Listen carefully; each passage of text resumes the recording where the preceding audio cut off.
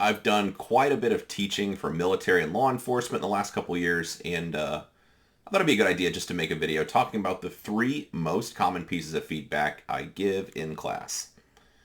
The first one's a big one, and it doesn't even just apply to military and law enforcement, but it's over-confirming.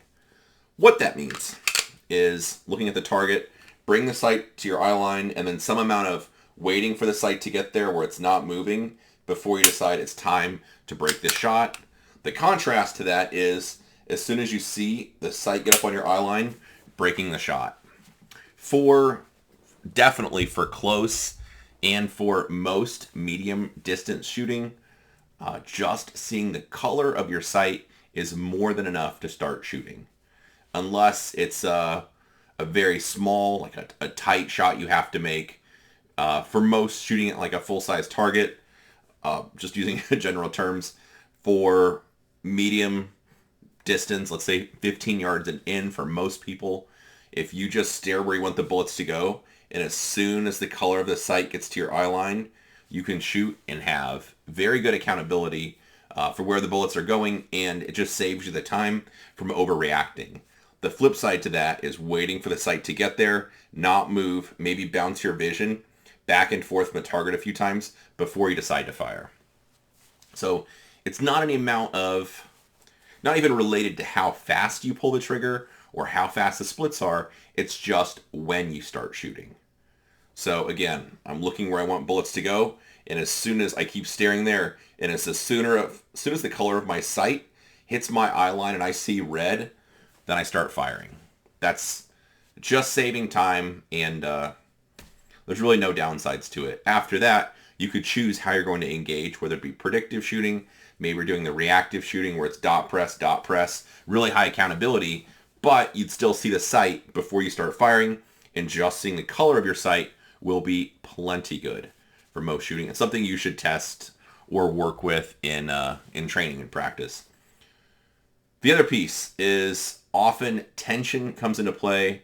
Institutionally, there's a lot of that 100 and 100% hell yeah brother stuff, and there's all kinds of variations of bringing your head down slightly, bringing your shoulders up slightly, just basically some part of your body moving when you draw the gun. Instead, I'd suggest you just look where you want the bullets to go. You just draw the pistol, and the pistol just comes up to your eye line, but without your body moving. So my head doesn't move to where the gun is.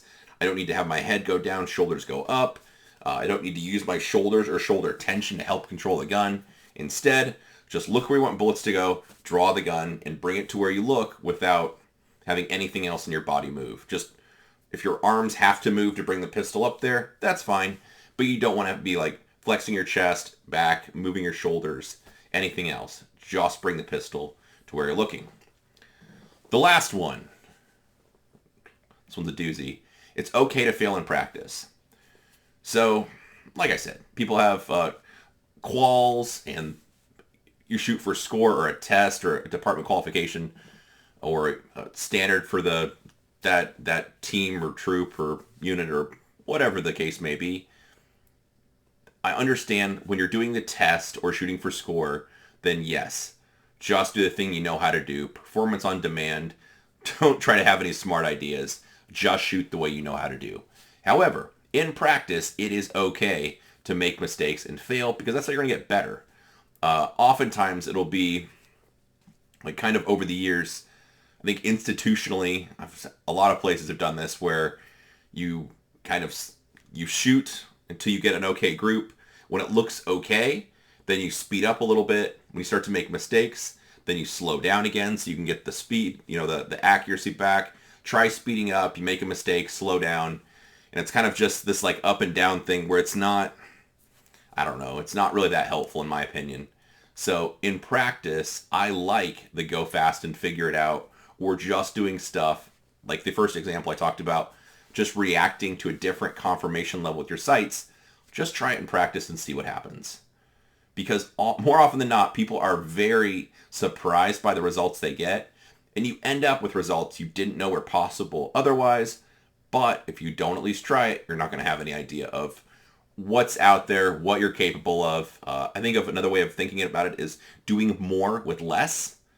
So getting just as accurate hits with less of a sight picture, getting being just as accurate overall, just as fast and accurate, using less body tension, whether it's shoulders or chest or back or, like I said, the lockout, hell yeah, brother kind of stuff. So it's just experimenting in practice and seeing what happens. There's a couple different levels of, maybe I'll tie this together and say frustration and how hard you push.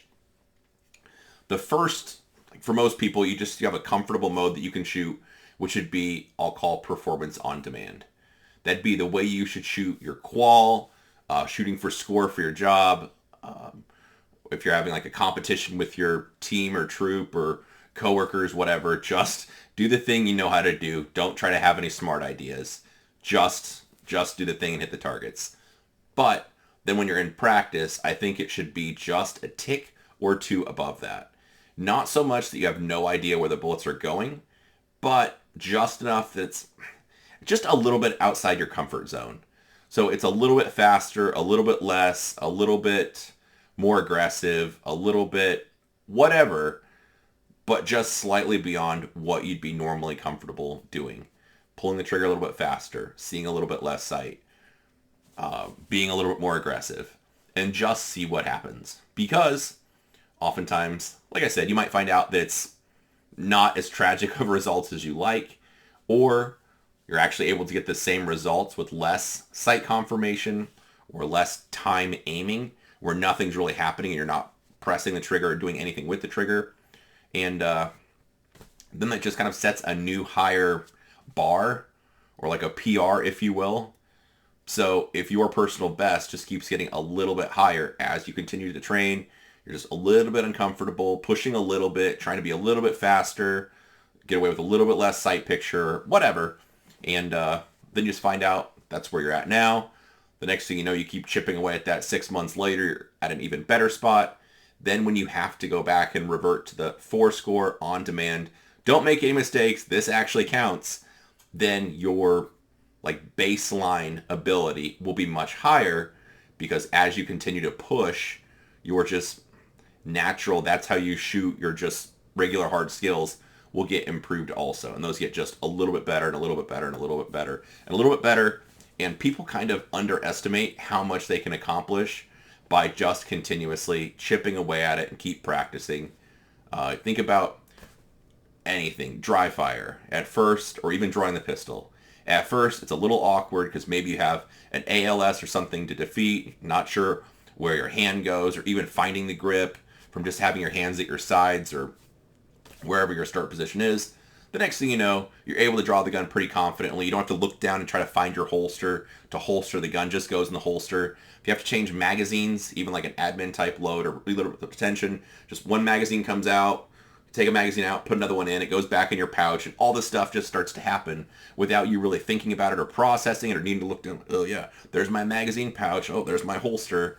You just, over amount of time of training, familiarity, using your gear, you get to a point where it kind of just starts to happen subconsciously. It feels more natural, and then you just establish a new baseline, and before you know it, you end up getting pretty good at shooting if you're committed and willing to put in the time. So anyway, that's my thoughts. The 3 most common tips I give to military and law enforcement.